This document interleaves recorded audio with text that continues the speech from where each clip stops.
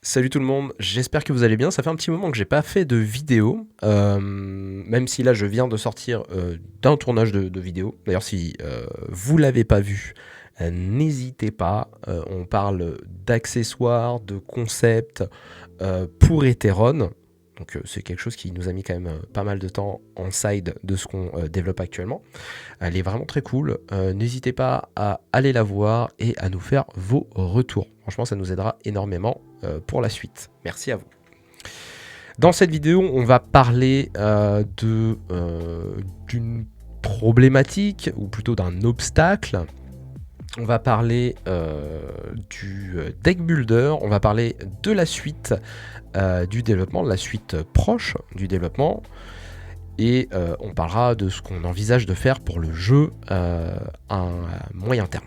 Voilà. On va commencer par la bad news si vous voulez bien. Comme ça, après, on remonte en énergie et on est calé. La bad news, c'est qu'actuellement, de mon côté professionnel, je dois retrouver quelque chose, voilà, pour pouvoir manger. Voilà. Pour pouvoir surtout nourrir les miens.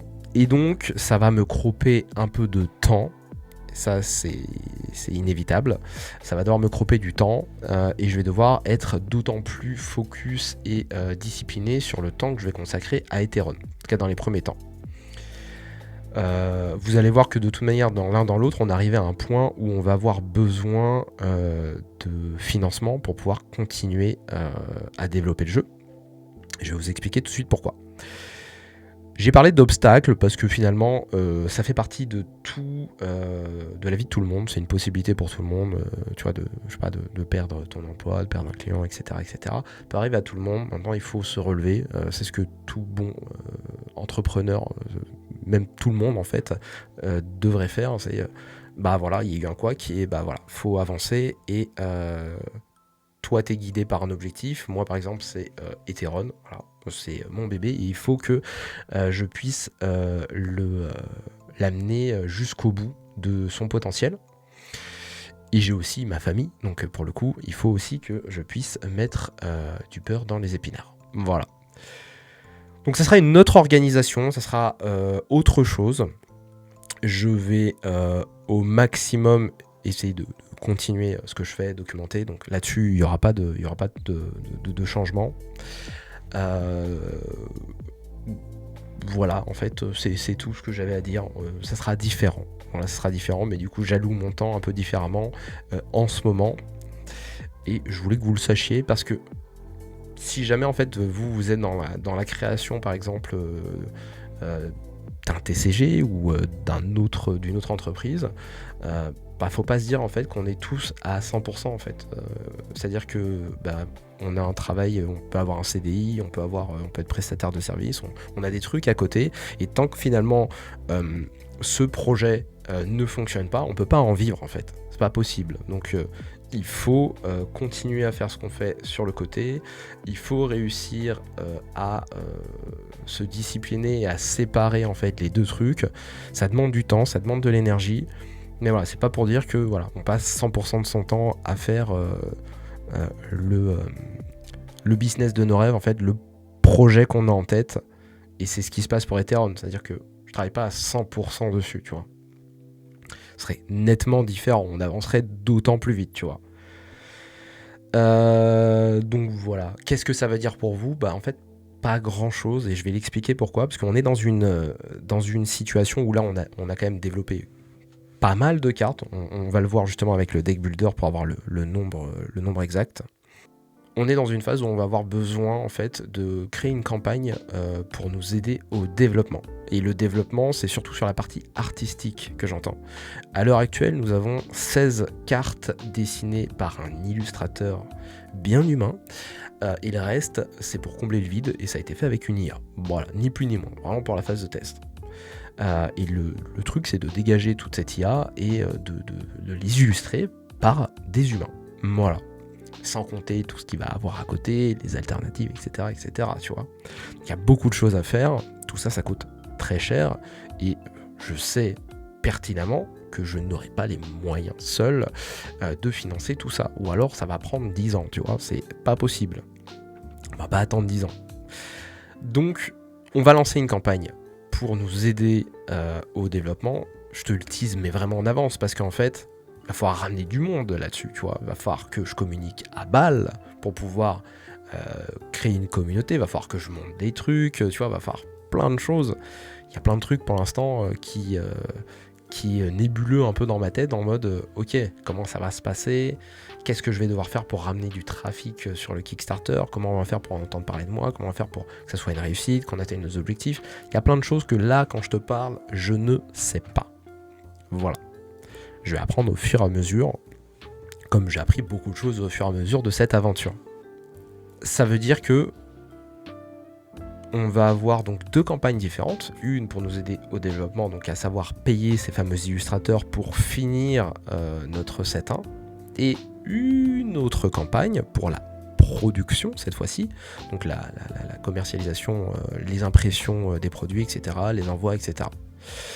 Donc voilà, il y aura 2 trucs, idéalement et avec beaucoup d'optimisme, je te dis que il y aura quelques mois d'écart entre la campagne de développement et la campagne de production. Tu vois, idéalement, ça se fait dans la même année, quoi. Faut que ça aille très très vite, en sachant que le gameplay sera déjà là et tout pourra aller très vite. Ce qui nous laissera le temps à nous, une fois que ça a été fait, de pouvoir commencer à travailler sur le set 2. Donc dès qu'on lance ça, on est déjà en fait dans le futur. C'est ça en fait, on est déjà dans le futur. Je ferai un truc quand même bien plus propre que ça, où je vous poserai un petit peu les phases qu'on attend, tu vois, les phases, les grandes lignes, je pense. Et j'échangerai avec ceux qui sont sur le Discord avec plus de détails, tu vois, un petit peu plus ouvert, parce que ce sont les personnes qui s'intéressent le plus. Donc, sur le Discord, je vais pouvoir me permettre de me tromper, de vous parler comme si vous faisiez partie de notre équipe, en fait, tu vois. Donc, je vais vous dire, en fait, comment je ressens les choses. Ça va être un peu la différence avec YouTube, c'est que je vais prendre plus quand même de pincettes sur YouTube, alors que sur Discord, je vais vous dire les choses comme je le pense, et j'hésiterai pas, en fait, à me recorriger 2 semaines après s'il y a des éléments qui ont changé. Parce que je le vois, en fait, dans notre développement, il y a rien, en fait, qui est linéaire. Il y a rien. C'est une connerie, en fait. Il faut s'adapter. Il faut s'adapter au marché, il faut s'adapter à ce qui se passe dans ta vie, dans la vie de tes collaborateurs. Il faut s'adapter à plein de choses pour l'instant. Et ça va avoir un impact sur le temps de développement et comment tu vas aborder les choses. Typiquement, il y a plein de choses que je pensais que j'allais déléguer, et finalement, il y a plein de choses que j'ai décidé d'apprendre à faire, en fait. Typiquement, le deck builder, à un moment donné, dans ma tête, je me suis dit, putain, ça va être un truc de fou. Je me suis dit, ça va être un truc de malade. Je me suis posé, je me suis dit, attends, il y a peut-être moyen, quand même. Et voilà. Donc là, justement, on va le voir. Hop, je quitte ça. Je vais lancer l'enregistrement de l'écran. Ok, donc là on se retrouve sur le deck builder. Je ne sais pas si j'avais déjà fait une vidéo, mais le truc il a quand même bien avancé. Il y a des trucs qui fonctionnent maintenant, qui ne fonctionnaient pas avant. Ouais, j'ai fait une vidéo sur le deck builder. J'avais vraiment un doute, franchement, comme quoi.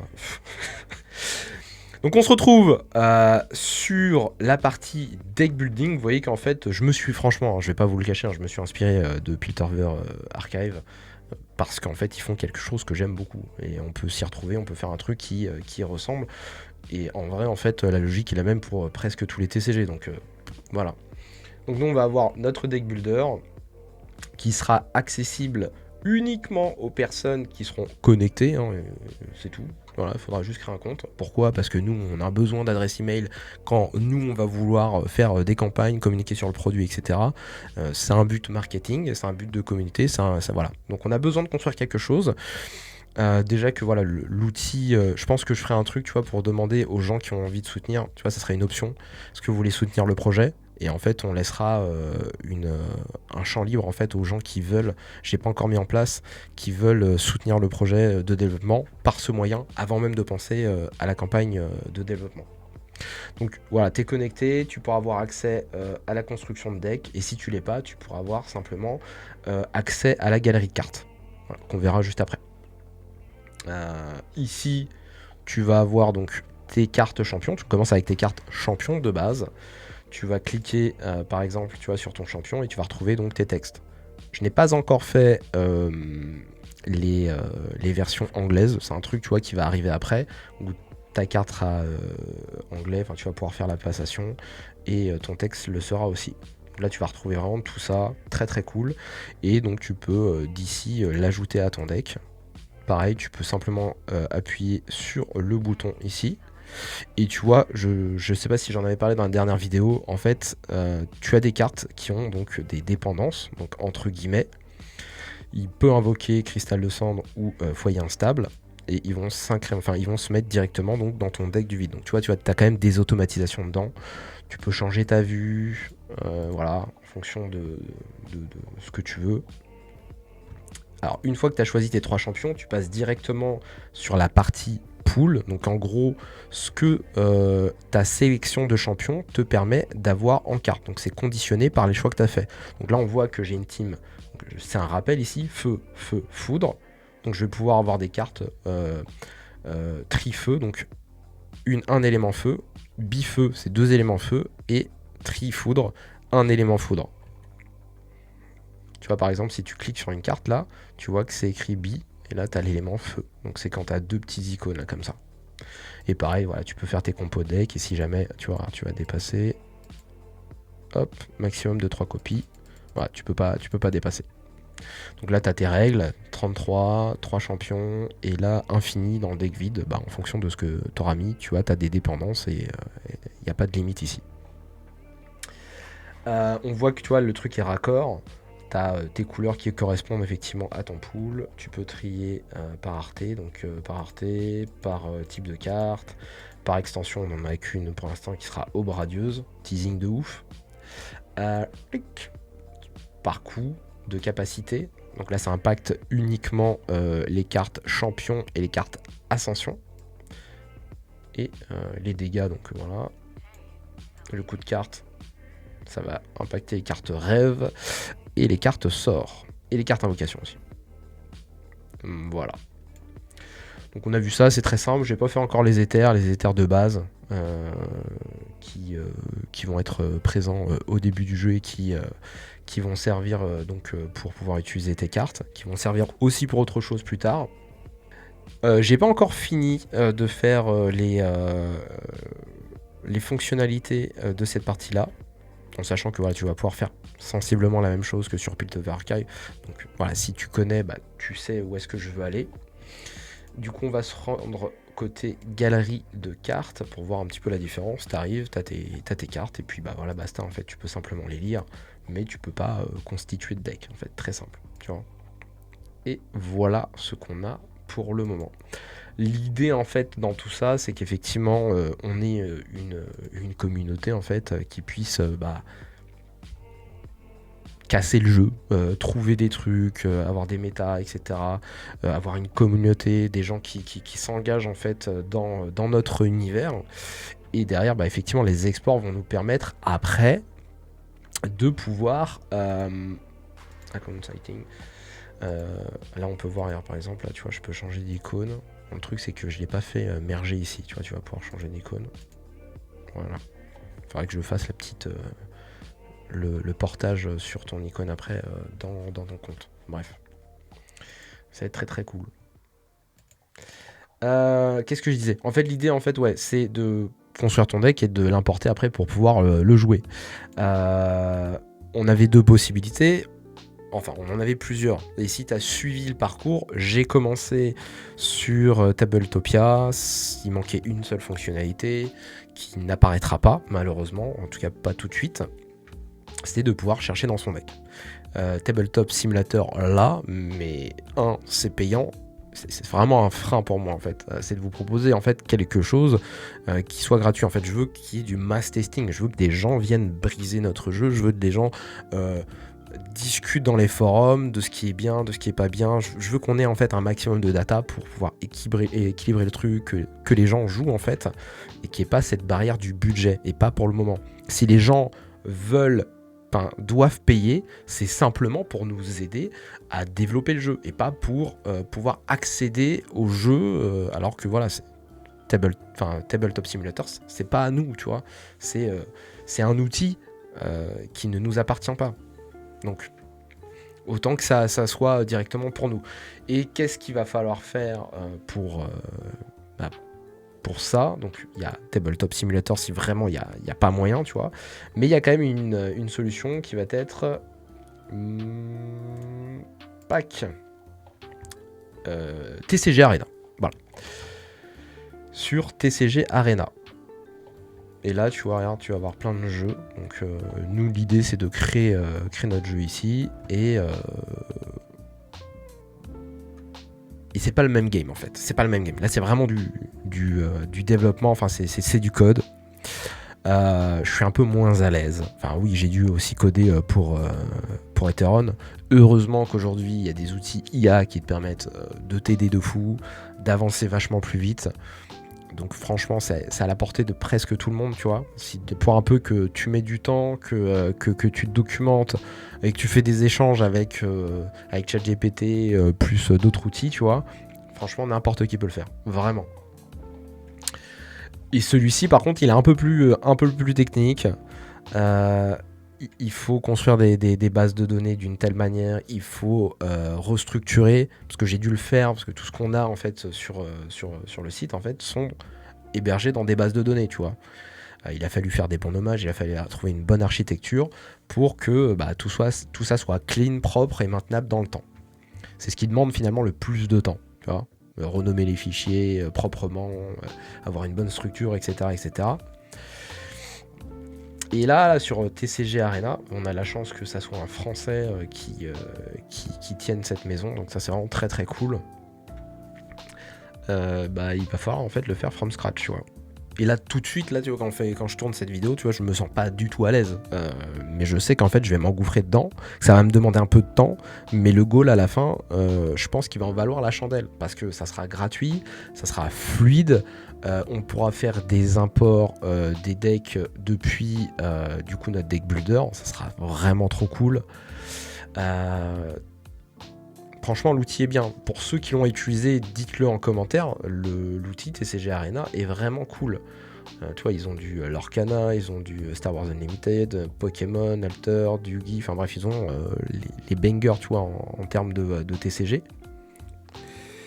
Et a priori, ça tourne très très bien, tu vois. C'est très cool. T'as moins de, tu vois, ce truc d'interface un peu chelou que tu vas retrouver sur Tabletop Simulator. Mais en tout cas, j'aime beaucoup, tu vois. Et je sais plus si t'avais la possibilité, ouais, de faire, en fait, tu vois, tu pouvais faire, en fait, une partie custom où les gens pouvaient payer, je crois, si je dis pas de bêtises. Tu sais, tu pouvais faire payer des sleeves ou des trucs comme ça. Alors je sais pas si c'est directement à TCG Arena ou est-ce que tu peux le faire pour ton propre jeu. Je sais pas. Mais tu vois, c'est encore une solution, tu vois, pour faire pour t'aider à développer le truc, tu vois. Il y a des trucs comme ça. Je trouve ça vraiment cool. Mais aujourd'hui, pour moi, c'est absolument nécessaire qu'on ait un outil digital pour faire du mass testing, pour nous faire connaître, parce que c'est impossible que nous deux, on puisse tous les jours faire des salons. On l'a vu, tu vois, on a fait un salon là ce week-end. Je mettrai d'ailleurs quelques photos par-ci par-là. Mais sinon, allez voir notre Instagram pour tout ce qui est photo. Je vais poster ça là-bas, qui a au moins un intérêt, tu vois. Parce que je n'utilise pas du tout en fait notre Instagram. C'est ça qui est terrible. On en a fait, et je t'avoue qu'en fait, à la base, j'y allais pour rencontrer en fait, peut-être que je me suis dit ouais, il va peut-être avoir, tu vois, des pros du secteur, il va peut-être y avoir je sais pas, de potentiels investisseurs, tu vois. C'était surtout ça qui m'intéressait, tu vois. C'était des investisseurs. Je voyais plus un investisseur qu'un éditeur en fait à la base. Et bon bah non, force est de constater que non, c'était plutôt des particuliers en fait qui étaient là. Et bon bah très content, du coup ça nous a permis de faire quelques photos, de parler avec des gens. Antoine vient de partir chercher notre petit financier pistache Choco, voilà, au cas où. Et c'est vrai que j'ai pas sorti en fait le téléphone parce qu'on était en vadrouille de 17 à 18 pour regarder un petit peu ce qui se fait, les jeux et les sélectionner du concours. Donc les six gagnants du concours. C'était intéressant, on a pu échanger avec certains d'entre eux. Et voilà. C'est vraiment toujours très cool, tu vois, de se montrer parce que ça rend ton jeu et ce que tu fais réel, en fait. Il y a cet impact réel. Mais l'intérêt du digital, c'est de faire du mass testing, en fait. C'est d'ouvrir les valves et de se dire, tu vas te manger des trucs de ouf dans la gueule, genre c'est dégueulasse, tu vas te manger des retours de ouf, tu vas remettre beaucoup plus de choses en perspective parce que tu vas voir tous les profils qui vont s'y mettre. Tu vas voir plein de gens, pour un peu que tu as réussi un peu de ta com, tu vois, mais tu vas avoir plein de gens qui vont venir et qui vont tester, qui vont cracher sur ton jeu, qui vont kiffer ton jeu, qui vont devenir des fans. Enfin, voilà, l'idée c'est vraiment de prendre tous ces profils et de se dire, voilà où on en est. Voilà, il y a eu tant de parties qui sont jouées, etc. etc. Je sais pas si on va pouvoir quantifier ça avec cet outil. Ah, il y a peut-être moyen. Il y a peut-être moyen. Mais ouais, franchement, il nous faut aujourd'hui, je pense qu'on est une ère où c'est absolument nécessaire, tu vois. Et je pense pas que ça soit trop tôt, tu vois, de proposer ça en sachant vers où on veut aller. Tu vois, je vous ai parlé du truc de développement. Bah franchement, si tu sais qu'est-ce que vaut le jeu, bah tu vas avoir en fait envie d'investir en fait, tu vois. Surtout que là, on est parti sur, on veut un jeu viable, on veut un jeu qui puisse péter en compétition, on veut un jeu qui soit aussi accessible via, tu vois, nos différents formats de jeu.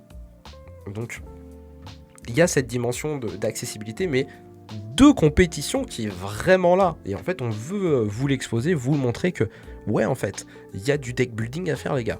Il y a vraiment des opportunités, on est early et franchement faites-vous kiffer, faites-nous vos retours, tu vois. On est là pour vous écouter et moi en fait je vais aussi m'intéresser à la partie ça c'est un truc de ouf ce que je vais dire, tu vois, genre addiction. Je veux que le jeu soit, je veux qu'en fait ce TCG soit une addiction, tu vois, je veux que le truc soit de ouf. Et là je vais faire référence aussi à la partie collection. J'adore la collection, je veux que le truc, vous puissiez avoir un intérêt à collectionner le jeu. C'est peut-être marketing, mais c'est un truc de ouf. J'adore ça. Donc, ça va être une grosse partie. C'est pour ça que la partie développement, elle est clairement pas à négliger. Développement artistique. Ça va être un gros poisson. Et franchement, Dieu sait que j'ai envie de vous faire des vidéos là-dessus, tu vois.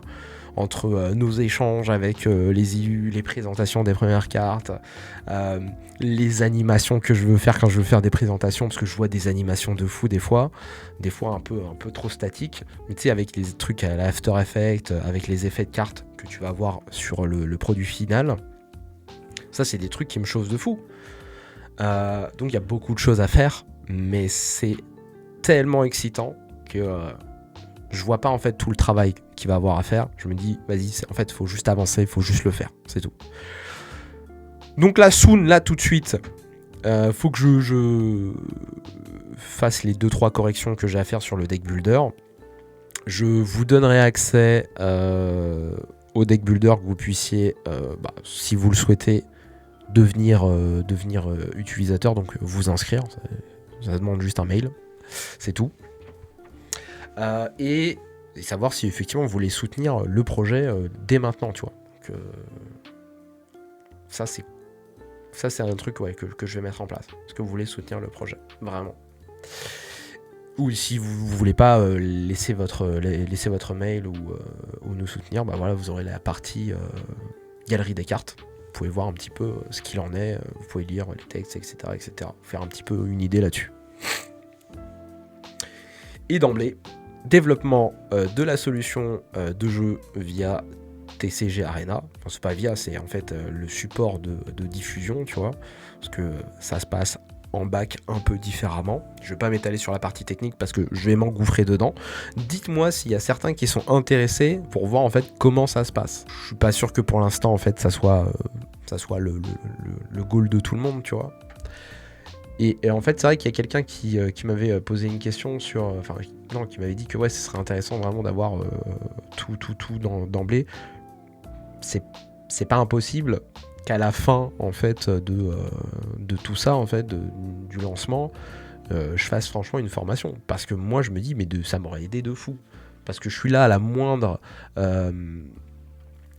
comment dire, je suis là à chercher en fait toutes les informations qui me permettent d'avancer. Comment lui il a fait, comment lui il a fait.